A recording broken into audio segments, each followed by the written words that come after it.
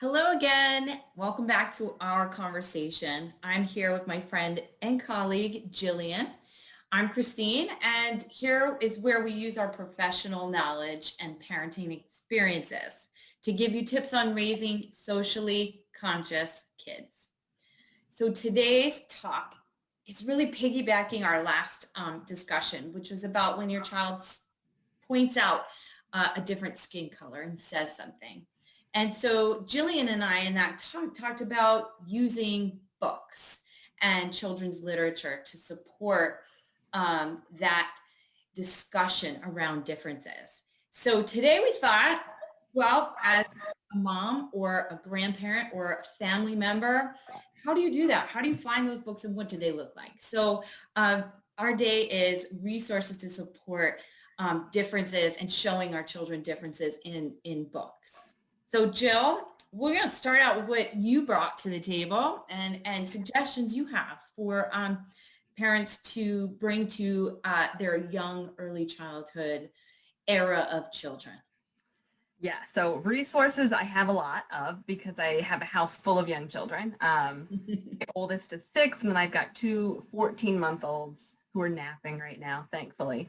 And my house is full of books. We are overrun with books. We have books literally spilling off of shelves and stacked up on floors.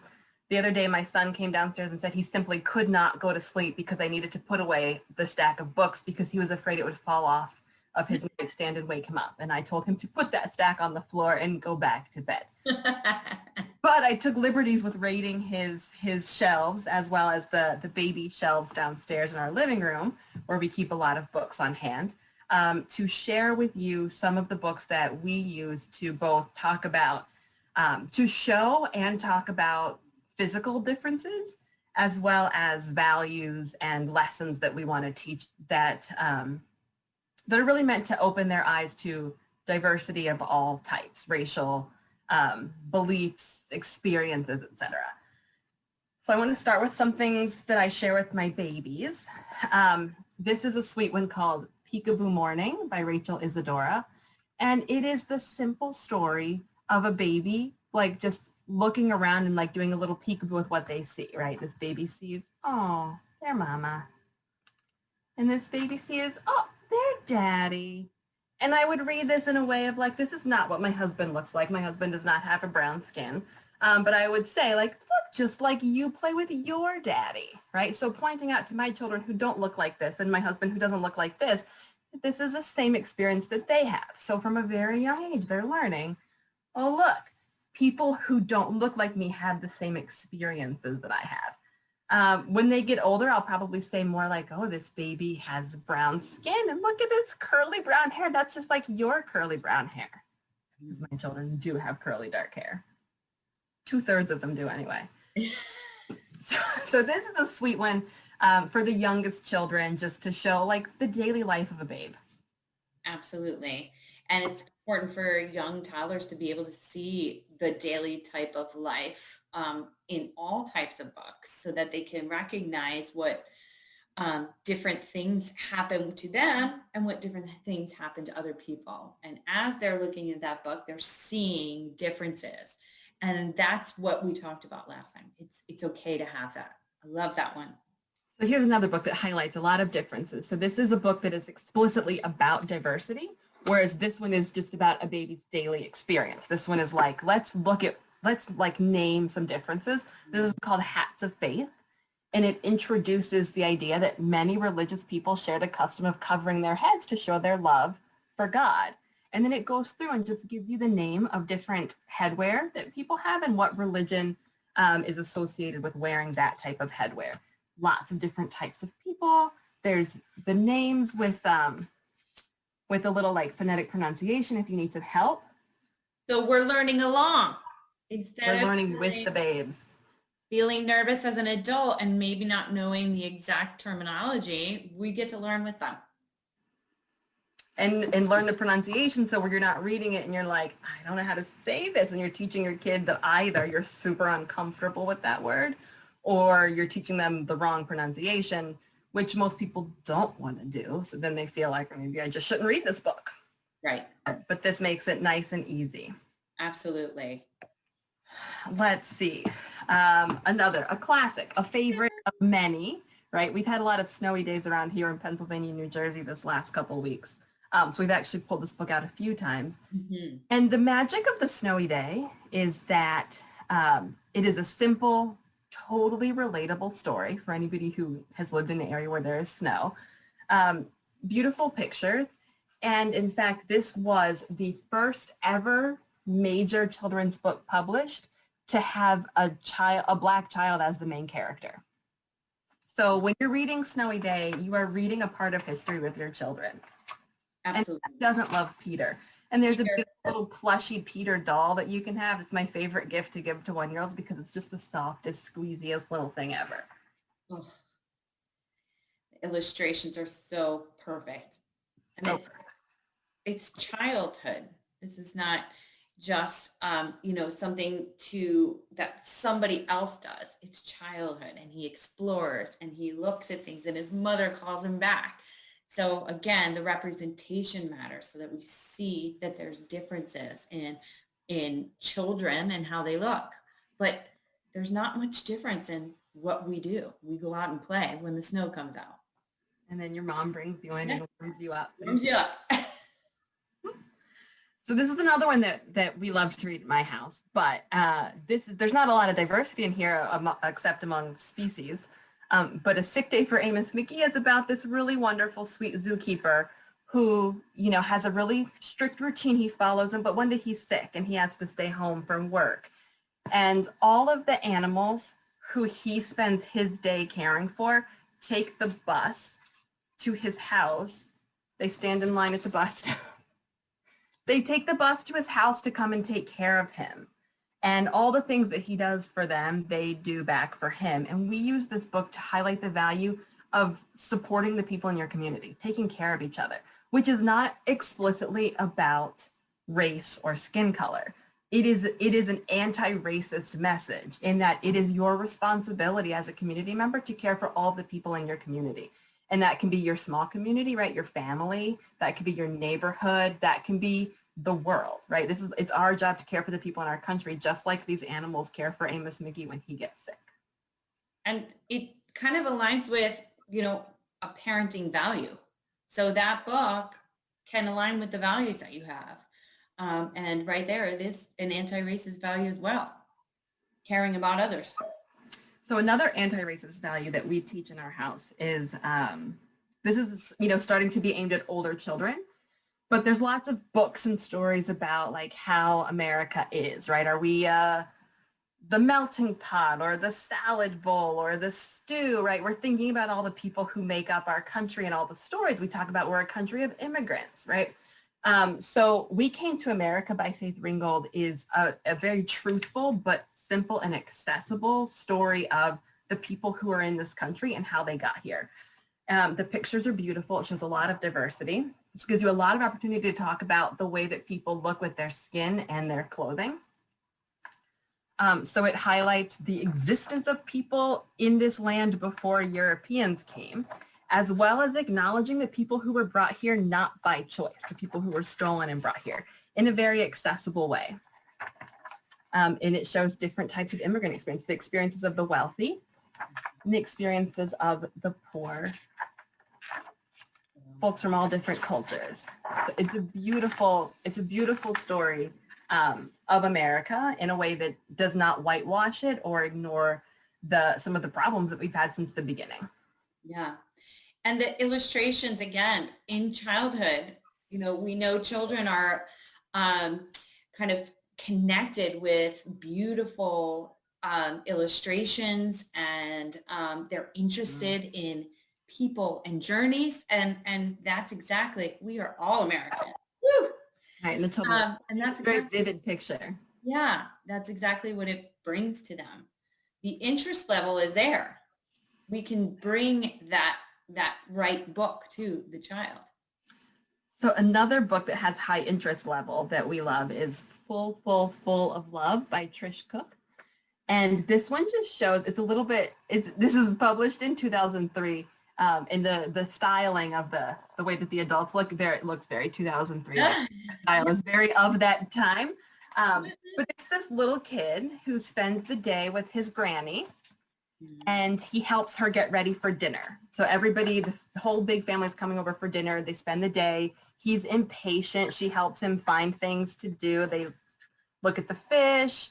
They look at the clock for a while and have a snuggle. And then the family starts to show up and he's so excited. His mom and dad came, some aunts and uncles and cousins. And then they all sit down to a big Sunday dinner together. This is really relatable. So whether this is how your family celebrates a meal together or not, everybody who has experiences gathering together, children will relate to this and they'll see different ways of celebrating just a family moment if this is not their way. I find this very recognizable. This is what my family dinners always looked like when I was a kid, where, you know, people would just sort of start to pour in and then the meal would be all spread out on the table and everybody fixes a plate and you just kind of sit wherever there's space to sit. So whether that's your experience or not, this book either shows you what feels familiar and that represents your life, or it shows you something different. Absolutely. It's really relatable too, with the impatience of, you know, the child waiting and the granny kind of helping him out, and the child cooking with the grandmother, and that's the part that the parent yourself, you don't have to create. The book is there to help children. Sometimes we get books for, you know, potty training. We get books for issues that children may have if they're, you know, biting or something like that. And, you know, stories are here for children to kind of open their minds and hear new things. And story time we were talking about is such an important time between child and adult when they're being read to in a lap. And there's that love and that safety and that comfort that comes with being read to, whether you're 1 years old or even 7 years old, when you get to that point where maybe you're sharing reading or reading looks a little bit different. And I want to put my stamp of approval on all of these books, that yes, your children will find them enjoyable, but so will you. These are not the books that you're going to be like, that was stupid. So important. So there are some of those books that you end up with, and like, I hated that book, and if they bring it to me again, I might lose my mind. Those books, these are ones that you will enjoy the flow of the text and the pictures and the story, and of course, we always enjoy the snuggles. But these are good ones. So this is The Last Stop on Market Street by Matt De La Pena and Christian Robinson, who's the illustrator. They work together a lot. They have a lot of really beautiful books together that show a lot of different types of families and family circumstances. One of their other ones, which I don't have on hand, is called Carmela Full of Wishes, which is a story about a little girl whose father has been deported and how she makes wishes with a dandelion fluff, and how her brother helps protect her from some of the difficult things in their lives. But this story is a wonderful way to talk about, again, about community giving and being invested in your community, but also very tangible conversations can be had here about diversity and class. So the story is about a little boy named CJ who's leaving church with his grandmother, and they are walking in the rain, and he's kind of happy. They're going to the bus, and then he sees his friend who's driving away in a car. He's feeling some type of way about he needs to get on the bus, but his friend is in a car and he's not getting wet. That's an opening for a conversation with your older children about class differences. What I've said to my 6-year-old is, not everybody can afford a car. Like, we're lucky that we have 2 cars in our family. That's not true for everybody. Some people need to use the money that they have for different things, like food, and make sure they have a place to live and can stay healthy and safe. Some people have more than other people, and it's not because they're better people, right? We understand that. It's because their job pays them more money, and some jobs don't pay the same amount of money for different reasons. It doesn't mean somebody's not working as hard. It's just kind of the way the world works right now. And then we will have a conversation about, like, what do we think we could do to help people get the things that they need when they don't have them, right? We have that conversation around giving food or gifts at Christmas time to help people fill their gaps. And then he's on the bus looking at all these people, which is another opportunity to talk about the way that people are different, right? They all have different bodies, different ages, different abilities. This guy here's got like all these tattoos and he's looking down at his phone. So I would absolutely take a pause on this page and, stop to notice all the different people just the same way that CJ is noticing. Yeah. They even identify that this man who doesn't see can watch the world with their ears, right? So there's language in here. Yeah. At the end, like I don't want to ruin the surprise for you, but at the end of their bus ride, CJ and his Nana had gone to work at a soup kitchen, which again gives you a lot of opportunity to talk about some of the gaps in society where we don't always do a great job of making sure everybody's taken care of, and the things that CJ and his Nana do and that you can do to help fill some of those missing places where we're not so good at caring for our community. Absolutely. Even I was thinking the bus ride alone, if your family is living in an area where that's not what happens, people don't take a bus, don't have trains, don't have mass transportation, that it's even discussion about what life is like in a more urban setting where there tends to be people who may bike or may bus or may, right? So even in that talk about transportation or differences in towns begins that opening. And this book is so wonderful because there's so many ways that you can have discussions at different times in different readings and at different ages. And it's funny how your children will even pull that out, something that we didn't expect from a book like that.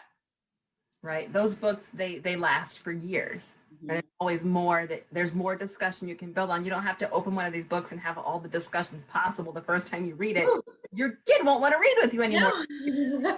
Yes, absolutely. You do not have to be the teacher as you're reading and feel like you're prepared, but you're always a teacher. You're your child's first teacher. So always feel free during those readings to take a breath and hear the question if there is one, or just point something out that strikes you at that moment. And that's okay. It doesn't have to be the whole thing, every page.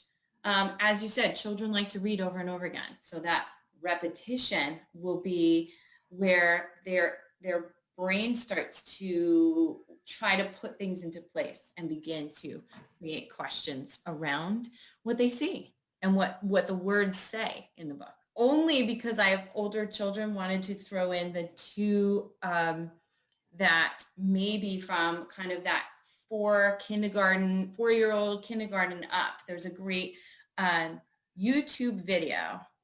It's about 3 minutes of a book that would be appropriate to talk about if you're ready to walk into a discussion about racism. It's actually called A Kid's Book About Racism. So Google it on YouTube, watch it yourself and see what your own reactions and feelings are. And think about how you might be able to share that with your child. Definitely for the children who are kind of coming back and forth with you in conversation about differences. I found it wonderful for myself just to think about. And as a parent, wanting to be an ally or knowing a little bit more, if you are white, as I happen to be and have white children, have finished reading, and our family's reading The Black Friend by Frederick Joseph. This is a new book, and it is phenomenal about very specific topics of how to be aware and an ally that teenagers can read, but I read it first for me so that I feel as though I can do the work and help my kids understand what that work is. Really easy to read, really wonderful stories and moments. So if that's where you see yourself moving to next, those are suggestions from me. I think these were great pots of like gold, and you take them where you want to take them. It's your parenting journey. It's your journey wherever you are now to help your children and yourself have that open mind walking around this awesome earth. I watched the video, a kid's book about racism with Christine just a few minutes ago, and I'm absolutely going to read it with my kid. I loved it. It spoke to my lived experience. I think it's really accessible, easy to understand language. It's written like crisp and clear, and the text um, follows the story in a way that, not the story, but the printed text follows the language in a way that makes the whole message really, really easy to access. So I'm highly recommending that as something that you can do literally tonight to watch yourself and think about if you want to share it with your kids. It's under 4 minutes long, and it might change the way that you talk about race with your children forever. Absolutely. It's what it's about. What it's about. So next time, this is just opening up lots of different discussions, and I'm looking forward to what we bring next time. So we hope you join us next time when we continue our conversation about raising socially conscious kids.